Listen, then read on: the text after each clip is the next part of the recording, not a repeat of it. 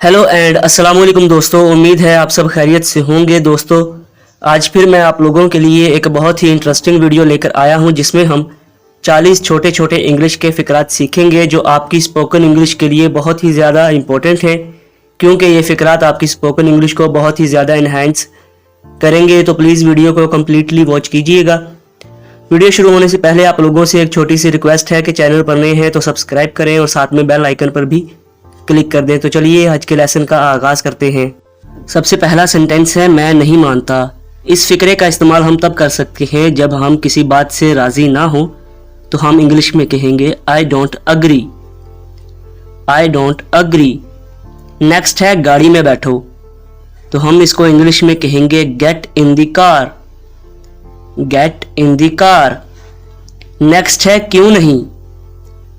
क्यों नहीं, तो हम इसको इंग्लिश में कहेंगे वाई नॉट। वाई नॉट यानी मैं ऐसा क्यों नहीं कर सकता। फॉर एग्जाम्पल अगर आप कहेंगे तो आप कहेंगे वाई नॉट। नेक्स्ट है एक का इंतखाब करो, यानी आपके सामने मुख्तलिफ चीज़ें रखी हैं, आपको उनमें से एक को चुनना है, तो आप कहेंगे चूज वन। नेक्स्ट है इसको कबूल करें, एक्सेप्ट दिस। नेक्स्ट है सब्र करो। सब्र करो को हम इंग्लिश में कहेंगे have patience. Have patience. Next है जल्दी आना। ये आप तब इस्तेमाल कर सकते हैं जब आप किसी को कहें कोई जा रहा है तो आप कहते हैं जल्दी वापस आना, तो आप कहेंगे कम सून। कम सून। नेक्स्ट है वापस आ जाओ। वापस आ जाओ, तो हम इसको इंग्लिश में कहेंगे come back. Come back. Next है ख्याल रखना। ख्याल रखना को हम इंग्लिश में कहते हैं take care. Take care. Next हमारा सेंटेंस है हमेशा के लिए, तो इसको इंग्लिश में कहेंगे forever. Forever. Next है मेरी बात सुनो। मेरी बात सुनो, तो हम इसको इंग्लिश में कहेंगे listen to me. Listen to me. मेरी बात सुनो।